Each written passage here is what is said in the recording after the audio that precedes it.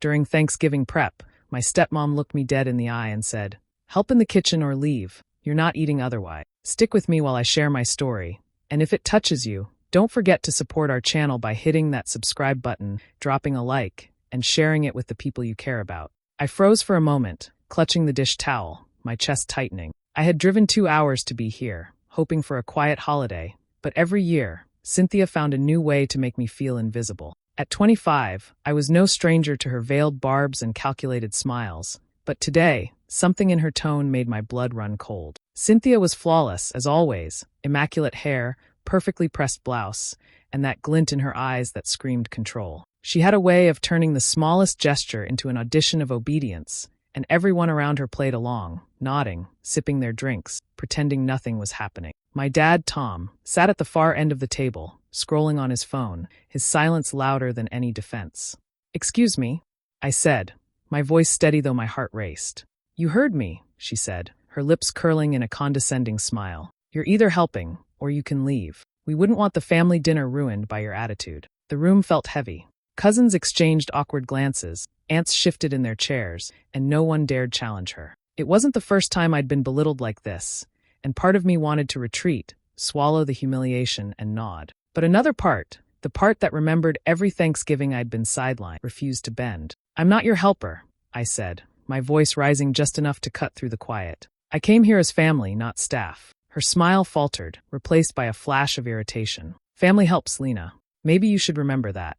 The words stung, sharper than any insult I could have imagined. In that moment, the laughter from a distant corner of the room, the polite clinks of glasses, even my dad's silent approval of her behavior, it all felt like a betrayal. My hands shook slightly as I turned away. Without another word, I grabbed my coat. Each step toward the door was deliberate, controlled. I wasn't running away in defeat. I was leaving space for the storm I intended to stir. Outside, the cold air hit my face, biting and cleansing at the same time. My heart was heavy, yes, but my mind raced with possibilities. This wasn't the end of the story. Not by a long shot. What Cynthia didn't realize was that I wasn't just leaving in anger. I was leaving with a plan, one that would make her realize just how wrong she'd been. And when the time came, she would see that I wasn't invisible. I slid into my car, hands gripping the steering wheel, and allowed myself the smallest secret smile. Thanksgiving was far from over. The hum of the engine filled the car as I drove, the streetlights blurring past like streaks of memory. Each turn seemed to echo the countless Thanksgivings Cynthia had tainted, her laughter lingering like smoke in rooms I used to feel safe in. It wasn't just the meals she spoiled, it was the way she reshaped my father's world, bending him to her will after Mom passed, convincing him that her opinion mattered above all else. I could still see it vividly, Tom, once warm and steady, quietly surrendering to her every whim, letting her dictate how we celebrated, how we remembered Mom. And me. I had been shrinking, learning to move through her world without disrupting it, watching her orchestrate each family gathering as though she owned our memories. A pang of longing hit as I remembered Mom's kitchen. Flour dusted across her apron, the rich scent of roasted turkey, her laughter spilling over the clatter of pans. Everything she made had a heartbeat, a warmth that went beyond food. She included everyone, even me, in little ways that made me feel seen, wanted, cherished. Those memories felt distant now, like they belonged to someone else's life. But instead of grief pulling me under, a new clarity emerged. I realized that exclusion had been my constant companion, not an accident, not a minor annoyance, but a deliberate act I could counter. I didn't need tears tonight. I needed strategy. A slow, determined smile crept onto my face.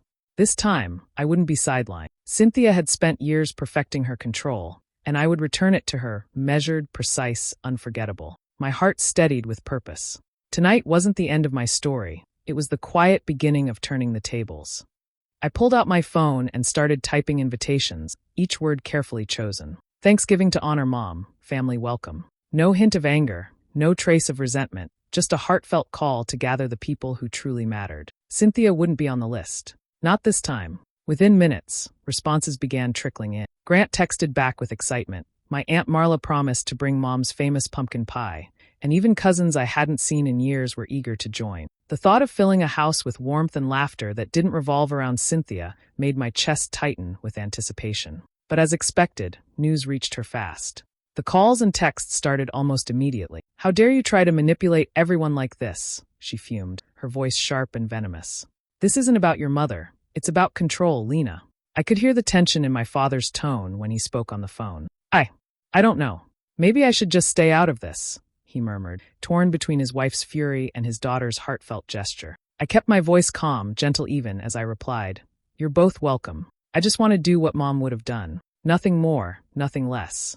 Even as Cynthia raged in the background, I felt a strange serenity. The plan wasn't just about a dinner. It was about reclaiming the sense of home and love she had tried to rewrite. And with each passing hour, the moment when everyone would gather under my roof, celebrating the real spirit of family, felt closer and sweeter than anything I had imagined. I pulled into Aunt Marla's driveway, the scent of her garden mingling with the crisp autumn air. Marla opened the door with that warm, knowing smile that made the years of absence feel like nothing. "Lena, it's been too long," she said, pulling me into a hug that carried the weight of all the holidays we had lost. Inside, Jude bounded over, practically bouncing with excitement. "We're making Mom proud," he declared, already grabbing bowls and utensils. Together, we unpacked old recipe cards, handwritten and worn, each one a piece of memory Cynthia had tried to bury. Marla guided my hands as I learned to fold the pumpkin filling just right, the spices releasing their fragrant warmth into the kitchen. Jude chopped and stirred, laughing when a stray dollop of filling landed on his sleeve. For the first time in years, cooking felt like love instead of a battleground. Every dish we prepared carried meaning. The stuffing, the cranberry relish, the delicate pie crust. It was more than food. Each recipe was a tribute, a small act of defiance against the woman who had tried to erase my mother's legacy. As we worked, I realized my purpose had grown beyond proving a point. This dinner wasn't just a clever retaliation. It was an homage to everything my mother had built, and a chance to reclaim the warmth and connection she had always nurtured. With every stir, every sprinkle of cinnamon, I felt that justice, quiet but unyielding, taking shape in my hand. The calm I had felt moments ago began to crack when my phone buzzed incessantly. Cynthia had apparently gone into overdrive. One call after another, my relatives were getting messages full of venom, whispers about me being unstable, manipulative, and trying to take over the family's heart. Her words were sharp, calculated, designed to isolate me before the dinner even began. I felt a knot form in my stomach, not from fear, but from the betrayal I could sense rippling through our family. She even called my dad, her voice smooth and accusatory. "Tom, she's trying to replace Elaine. She wants everyone to think she's the perfect daughter, the perfect hostess. Don't let her manipulate your family like this." For a moment, I held my breath, waiting for his response. I could hear the hesitation in his voice, the internal tug-of-war between loyalty to the woman he married and the daughter he had loved long before Cynthia appeared. Finally, he sighed. "I'll come, but I'll come alone, just to keep the peace," he said, his tone heavy with unease. A flicker of sorrow passed over me. Part of me ached at the thought of him walking into my dinner torn and conflicted, but I forced a smile, steadying my voice. "That's fine, Dad. I just want you there," I said softly, my words carrying warmth he hadn't heard from me in years. On the surface, I radiated calm, the serene host preparing for a family gathering. But beneath that smile, a careful plan was taking shape. Every dish, every setting, every moment of the evening would have purpose. Cynthia thought she could control the narrative with lies and rumors, but she had underestimated. As I arranged the silverware and lined up the plates, I felt a thrill of anticipation. This was more than dinner. It was a stage, and every step I had taken, every recipe resurrected from Mom's past, was part of a strategy that would let the truth shine in ways Cynthia could never predict. The final twist was ready, quietly waiting for its moment. Thanksgiving morning arrived with a golden light spilling through the windows, illuminating the living room I had transformed into a space brimming with warmth. The scent of cinnamon, nutmeg, and rich butter curled through the air, wrapping the house in a comforting embrace that seemed to whisper of old memories and new beginning. One by one, family members stepped through the door. Grant bounded in first, grinning, his hands full of decorations he insisted would make everything festive enough for Mom. Aunt Marla followed, carrying a basket of freshly baked rolls, and Jude trailed behind, humming as he set the table. Each arrival brought laughter, hugs, and that rare feeling of togetherness that had been missing for far too long. Conversations overlapped pleasantly, stories tumbled from old recollections, and for a moment, it felt like the world outside had disappeared. I moved among them, pouring cider, adjusting napkins, offering a quiet smile here and there. The room pulsed with genuine happiness, the kind that can't be faked, and I felt a sense of pride swell in my chest. This was more than a meal. It was a reclamation of what family should feel like. Then the doorbell rang. I hesitated, a small, uneasy thrill running through me. When I opened the door, Cynthia stood there. She was immaculate, hair perfectly styled, blouse crisp and gleaming, heels clicking against the floor. In her hands, she held a pie that looked store-bought, shiny and precise, the effort of her hands nowhere to be seen. The room shifted immediately. Conversations halted mid-sentence. Glasses were frozen midair. Even Grant stopped arranging the centerpiece. An unfamiliar tension tightened the space, like a sudden chill. Every eye turned toward her, anticipation and discomfort mixing in equal measure. I stepped forward, maintaining my composure. My lips curved into a polite, controlled smile. "Glad you could make it," I said, my voice light but carrying the weight of the welcome she wasn't truly earning. Her eyes flickered, caught between irritation and an unspoken calculation, and for the first time, I saw the faintest hint of hesitation in her practiced poise. The table was set, the family gathered, and the stage was quietly, perfectly ready. The first course was served, plates heaped with vibrant colors and fragrant aromas, and the chatter around the table began to swell. Cynthia immediately leaned forward, her posture commanding, scanning the dishes with a critical eye. "I think you might have overdone the seasoning here," she said, her tone sharp and precise, almost rehearsed. "And isn't the turkey a little dry?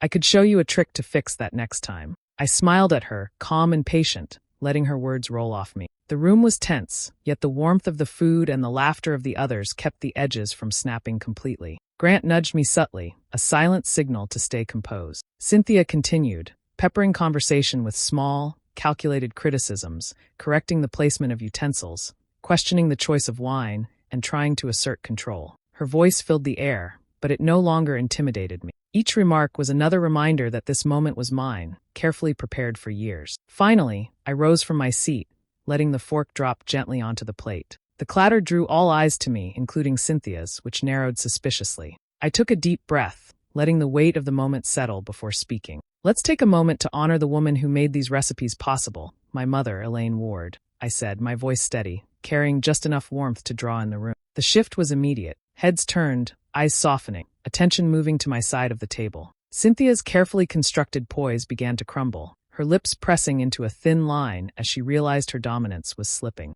Aunt Marla leaned forward, sharing stories of quiet afternoons spent with Mom in the kitchen, and the ways Cynthia had slowly isolated Tom, twisting small truths into a narrative that cast Lena as a problem. Jude chimed in, recalling times when Mom had ensured everyone felt included, even when Cynthia tried to erase her presence. The room grew silent, each guest absorbing the revelations, the tension tightening like a held breath. Truth spilled softly but unmistakably, unfiltered, leaving Cynthia exposed. Her confident veneer faltered, her gaze darting, as the weight of the evening and the stories finally settled over her. I moved toward the counter and retrieved the final dish, carefully covered, its scent warm and sweet, filling the room with the unmistakable aroma of Mom's sweet potato casserole. Beside it lay a small, folded note, edges worn, ink faded but words still alive with memory. "Before we eat this last dish," I said, holding the note in my hands, "I want to share something my mother wrote to me years ago." The room grew still, the clatter of utensils fading to a whisper of attention.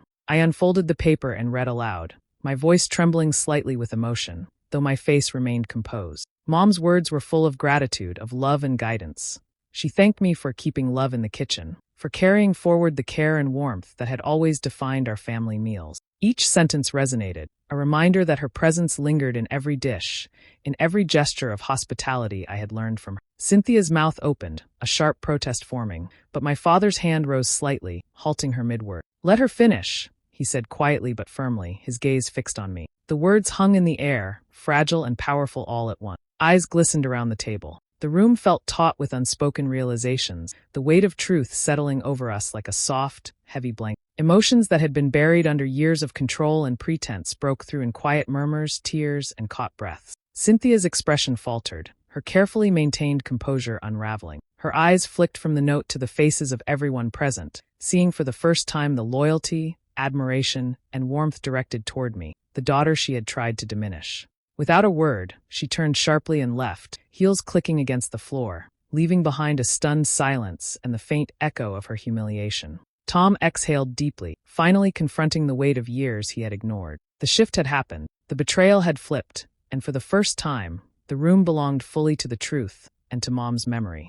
The house was quiet now, the echoes of Cynthia's departure lingering like a fading shadow. Tom sat at the edge of the table, his hands trembling slightly, his eyes red with remorse. "Lena, I should have." His voice broke, unable to finish the thought. Tears welled up as he swallowed, the weight of years of inaction finally pressing down on him. "I should have protected you," he whispered, his gaze fixed on his hands. All those times she belittled you, I stayed silent. That was wrong, cruel. I'm so sorry. I took a slow breath, feeling the tension of the evening ease ever so slightly. There was no need for triumph in my tone, no need to sharpen my words against him. I just wanted to feel like family again, I said softly, letting the honesty of it hang between us. He nodded, a small, vulnerable smile breaking through, and together we moved toward the kitchen. The clatter of dishes, the warmth of the running water, the simple rhythm of cleaning up after the meal. It was grounding, restorative. Side by side, we washed, rinsed, and stacked, wordless but connected, the silence speaking volume. For the first time, the kitchen felt like home rather than a battlefield. The counters, once lined with tension and control, now carried the faint scent of the day's meals and the warmth of shared labor. As I scrubbed the last pot and dried it in his hands, I realized something profound. Peace didn't come from vindication or proving someone wrong. It came from being seen, heard, and trusted. That night, with the lights dimmed and the dishes put away, I felt the space transform. The kitchen, once a symbol of dominance, had been reclaimed. It was quiet, but it was ours. And in that quiet, for the first time in a long time, I felt like family truly existed again. Weeks passed, and the air at home felt lighter, almost unrecognizable after the storm of that Thanksgiving. The tension that had clung to every corner, every conversation, had loosened. News came quietly. Cynthia had filed for separation after Tom confronted her about the lies and manipulation he could no longer ignore. There were no celebrations, no triumphant declarations, just the subtle shift of a chapter closing. I didn't feel the urge to gloat. Instead, I returned to the kitchen, the place that had become a sanctuary rather than a battleground. I chopped, stirred, and kneaded with steady hands, the familiar rhythm bringing comfort. Marla and Jude stopped by occasionally, their laughter punctuating the work. But mostly it was quiet, intimate, a rebuilding of connection rather than the chaos of confrontation. Each meal became an act of restoration. Recipes once lost to tension and control were resurrected, each dish a testament to love, patience, and care. Slowly, the bonds with my father strengthened. The silences we shared were no longer heavy with guilt, but soft with understanding. One afternoon, sunlight spilled across the countertop as we prepared my mother's pie. Tom stood beside me, rolling the dough with careful attention, offering tips and encouragement in a gentle tone that felt entirely new. I smiled at him, he smiled back, and the warmth that spread through the kitchen wasn't about triumph, it was about balance restored. The oven timer dinged, and we pulled the golden pie from the heat, the aroma filling the air with memories of Mom. For a long moment, we simply stood together, side by side, a quiet sense of satisfaction between us. The revenge had been subtle, almost invisible, yet undeniable. It wasn't about humiliation or anger anymore. It was about justice, about reclaiming the space and the love that had always been ours. And in that kitchen, as I brushed a light dusting of sugar across the pie and Tom laughed at a small mistake he made rolling the crust, I realized the story had come full circle. Not vengeance, not spite, just peace, and the quiet knowledge that some victories are felt, not shouted. Do you think I handled Cynthia the right way, or should I have tried to forgive her? I'd love to hear your thoughts in the comments. If you enjoy stories like mine, subscribe and turn on notifications for more.